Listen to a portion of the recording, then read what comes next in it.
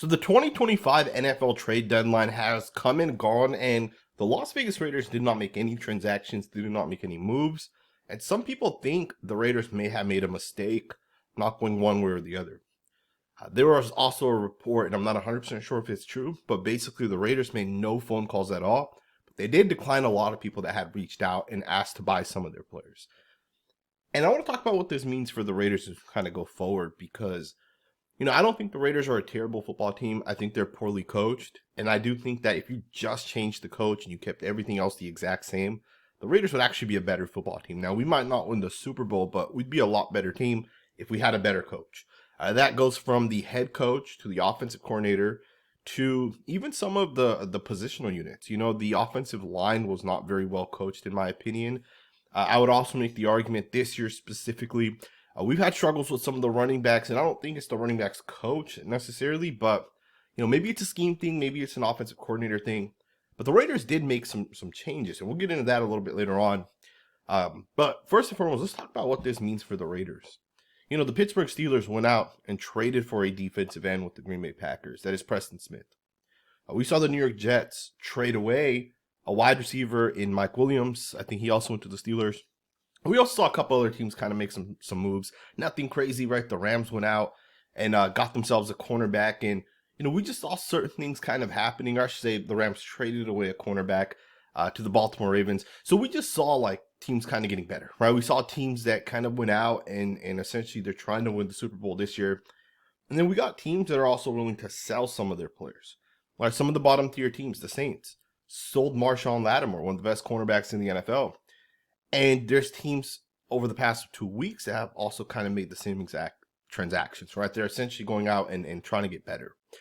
There's teams that are trying to sell. And again, the Raiders did not do any of that.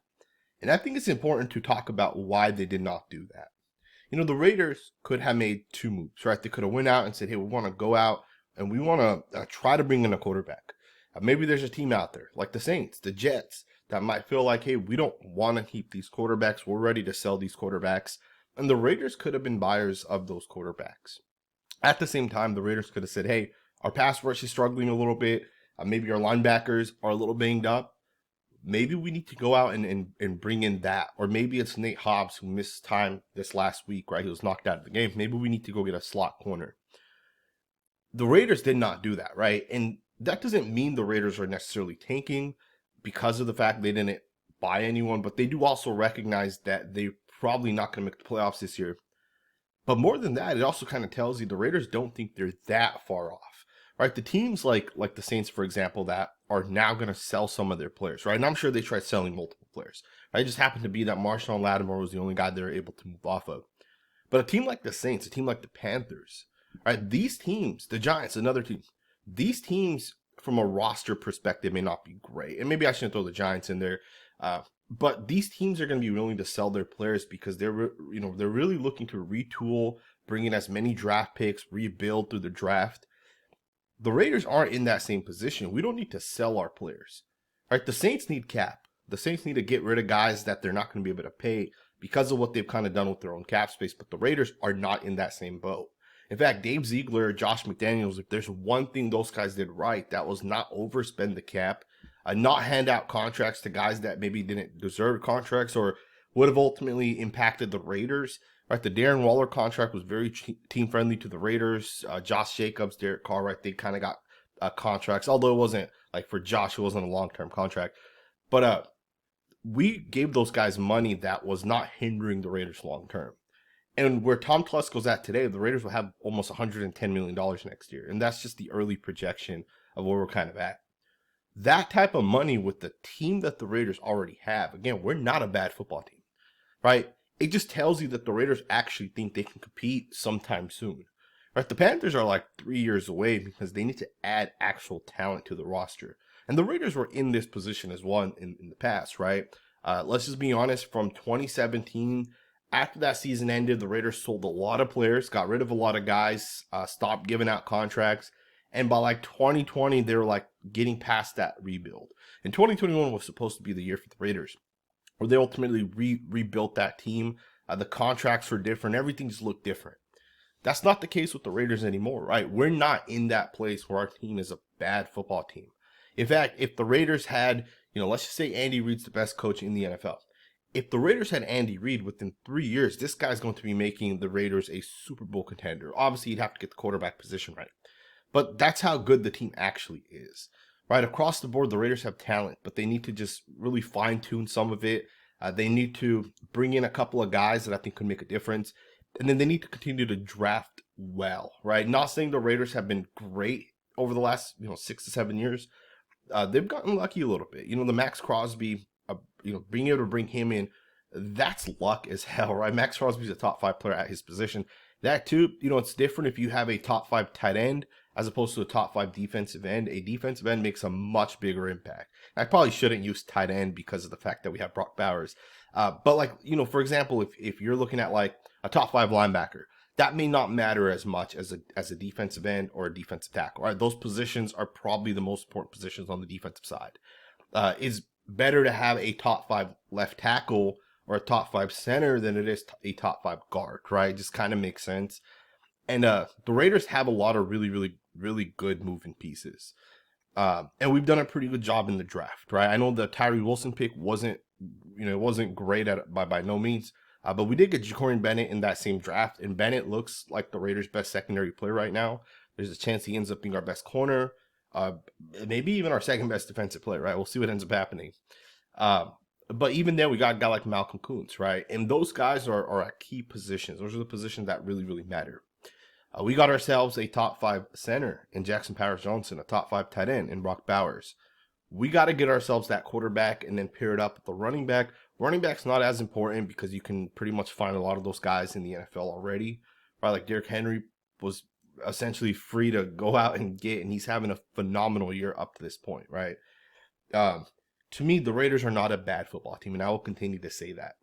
And the fact that Tom Telesco did not sell any of their players, some people are saying the Raiders should have traded away Kolton Miller, which I did not agree with, to be honest, because one, Thayer Munford was never a good football player, and I have been saying that for months, years, I guess, at this point. But Thayer Munford, although he might have looked better at left tackle, he's just not a good football player, right? And to me, I feel like trying to say, let's get rid of Kolton Miller's still a top 15 overall offensive tackle. Now, he might not be a top 7, but he's somewhere between 7 and 15, and you just don't find those guys that easily. On top of that, you look at, not even just Kolton Miller. Some people are like, get rid of Maxx, get rid of, Malcolm and even Christian, although from a contract perspective, that doesn't make sense. I think the Raiders are in a very, very good spot. Right? I really do think that. And again, we just got to be able to hit some things. And to me, the fact that Tom Telesco did not sell, might not have bought in, but because he didn't sell, that tells me the Raiders going into next year are kind of ready to go, right? They're going to look to have success. Now, obviously, I think a big part of us having success will come down to the fact that we have to get a quarterback in this class. No matter what, you have to get that. And you also got to figure out the offensive coordinator position and even your head coach potentially. The Raiders did make a couple of moves that I just want to touch on really quickly. So these are things that we were already kind of expecting, but it's now official. So the Raiders named Scott Turner the interim offensive coordinator, and they named Joe Philbin the interim offensive line coach. I think both of these moves are absolutely huge for the Las Vegas Raiders. The thing is the Raiders might actually go into next season with Antonio Pierce as your head coach. At the same time, the Jets might hire Ben Johnson, and the Saints might hire Bobby Slowick. Those coaches are going to be gone at that point because we stuck with Antonio Pierce. And I don't think that's a bad thing necessarily, right? But if Antonio Pierce is still our coach, we need to find an offensive coordinator that's legit. And Scott Turner's a good spot to be in for the Raiders right now because Scott Turner is a guy that some people think could be a good coach in the NFL. And for the Raiders, we're going to get to find that out, right? He has like 8-9 games left to prove if he's a good offensive coordinator. And maybe that interim tag comes off and maybe he stays here next year. All right, we'll see what ends up actually happening. Joe Philbin, although he's the interim offensive line coach, I would make this guy the permanent offensive line coach if it's possible. Joe Philbin basically gets to decide where he wants to coach, and he basically gets to decide what he's essentially going to be coaching, right? Like, Antonio Pierce isn't telling Joe Philbin, you have to be the offensive line coach. Joe Philbin saying, hey, I will go ahead and essentially be that. Right? Joe Philbin is one of those guys that is regarded as one of the best assistant coaches in the NFL. Right? He has so much experience. He has so much potential as a coach, and he's developed some really good offensive players. A story that I had heard from a guy that covers the Dallas Cowboys, a friend of mine. Joe Philbin was one of the reasons why the Cowboys brought in Tyler Smith, right? And he helped develop Tyler Smith. Terrence Steele's another guy he helped kind of develop and mold. And both those guys are pretty good football players. But I'm excited to see what the Raiders can actually do, right? I wanted to show you guys Scott Turner and kind of some of the things he's done as a coach. So his start in the NFL was Carolina Panthers. He was with the Browns, the Vikings as a quarterbacks coach, Michigan, and I think most recent, I think the experience that's going to matter the most is going to be the Washington football team. For 3 seasons, he was their offensive coordinator. So with that, again, I think there's upside with Scott Turner. We'll see if he can actually be a good play caller as he kind of goes forward. It's not guaranteed that he's going to be here next year, right? But I do think that with Luke Getsy's a really, really bad coach. And I'd said that for months, that this guy's not a good coach. And obviously, I always don't want to turn this channel into a negative channel where I'm always just bashing a guy. At some point I have to reel it in. But the thing is, Luke Getsy was terrible. He was always terrible. He was always a bad coach. And it was a bad decision. And hopefully Scott Turner is at least a little bit better where we can actually start to recognize if, is Alexander Mattison a legit player to keep around on this roster? Jacoby Myers, Trey Tucker, are these guys any good, right? And I know Jacoby Myers is really, really good. Brock Bowers is really good too. But what are we going to do with these guys as we kind of go forward, right? And hopefully Scott Turner can kind of do that. We talked about Joe Philbin, and I should just kind of wrap this up.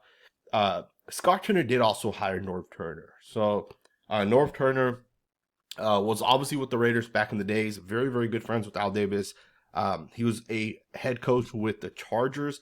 And I almost think that when he was with the Chargers, I should have looked this up, but I almost think when he was with the Chargers had a lot of success. I think that was the LT and Phillip Rivers years. Tony Gates, I think, was with that too. Don't quote me on that. My memory might be all messed up at the moment, but Scott Turner did obviously bring in Norv Turner, right? So Scott Turner, the son of Norv Turner, essentially gave him a position to ultimately help him, right? And I know some people hate the fact that the Raiders bring in all these former coaches, Marvin Lewis, Joe Philbin. The list just goes on and on with all the former head coaches we have in the building. And people hate that. And people are like, why are we now doing this with Norv Turner? We got to try to have Scott Turner have success. I know draft pick is going to matter, especially in the NFL draft. It's going to matter a lot. But the truth is the Raiders aren't such a bad football team that they're not going to win 1 or 2 more games minimum. On top of that, the Raiders also got to figure out if Antonio Pierce is their actual head coach of the future. Is the team going to quit on this guy, or can this guy, when he's facing that adversity, can he actually bounce back and have success? And again, I understand the whole draft position aspect of it, but always keep in mind you can always trade up, right? It's not going to cost you a whole lot going from the 8th overall pick up to the 4th overall pick. And this class is very, very top heavy. You got arguably one of the best corners coming out that we've probably seen in a long time in Will Johnson. He's going to be a guy that teams are going to want in the top 5. There's the offensive tackle class is not good. There's probably 1 first-round offensive tackle, legit.